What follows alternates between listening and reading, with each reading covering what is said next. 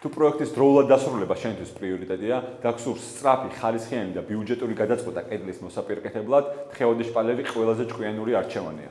კომპანია ბრიზილი ახორციელებს კედლის მოპირკეთებას თხევადი შპალერის ტექნოლოგიით. ბრიზილის დღესდღეობით შესრულებული აქვს 400,000 კვადრატულზე მეტი და აქტიურად განაგრძობს ახალი სარემონტო სტანდარტის დანერგვას სამშენებლო სარემონტო სექტორში.